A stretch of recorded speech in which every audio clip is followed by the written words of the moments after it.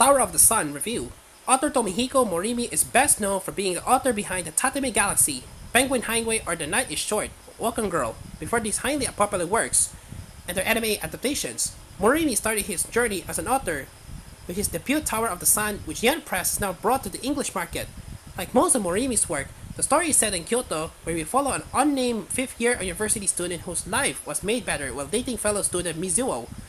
However, by the time we met our main character, he has already been dumped by Mizuo, and now he spends his days stalking her and lamenting what a great mistake she's made in letting him go.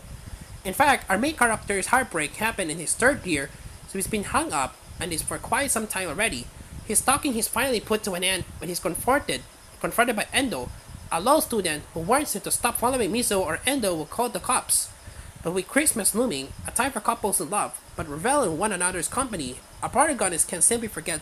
Mizuo instead wanders the streets of Kyoto thinking about her while also cursing love and those happily experience it.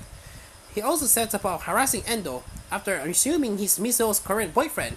Single but bitter and jealous, the protagonist is hard to sympathize with.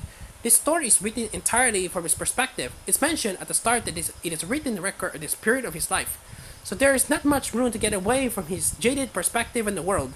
He's an eccentric who feels hard done by, not particularly unlike some of Morimi's other leads, but unlike the author's other books, it's difficult to find anything to enjoy about this one.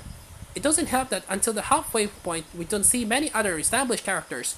Eventually, we met the main character's friends, who are also quite jaded about love and the world, but they each have their own issues, which are a little easy to stomach than our protagonist. The book definitely improves at this point, since there's more to get invested in that isn't this core loop of pining after Mizuo. If you're familiar with Morimi's other works, then you'll instantly recognize the whimsical way of storytelling. When seeing his more recent works, his stories toes the line between realism and fantasy, focusing on protagonists who have their heads in the clouds. Being his first work, Tower of the Sun lacks the polish that makes his stories so captivating, which is a shame, but not necessarily surprising, even there are 3 years between this book and, for example, The Night is Short, Welcome Girl. A writer can come a long way in that amount of time, particularly with more editorial input. Why are you willing to give Tower of the Sun a bit of leeway for being his debut work? I still don't think this is a book I can easily recommend. Even though other Morimi fans like me, it's just very difficult to stay engaged with, due to the opinions of the main characters. If his actions and thoughts towards Mizuo were quite so creepy or leaning dangerously close to blaming womankind for his being single, it will be easier. You can write off most of the character's antics as him being in an unstable mental place, but it doesn't make it easier to read. I hope this isn't the first Morimi book reader's experience because his later work is so much better than this. I'm just glad this one did start improving toward the middle because it was feeling like a real slog until the which is not something I ever thought I'd be saying about the Morimi work. As previously mentioned, Tower of the Sun comes to the West thanks to Yen Press. It has been released in hardback like the author's other books. It has been translated by Stephen Kohler, and the translation reads well with no issues of note.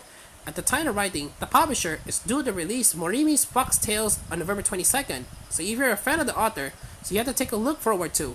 Overall, Tower of the Sun is a challenging read that doesn't live up to the reputation Tomihiko Morimi's works have among the English fan base. It's interesting to find that most of what Morimi's work so recognizable is already present here in the debut, but it lacks the polish that will allow readers to really enjoy it. Find out then.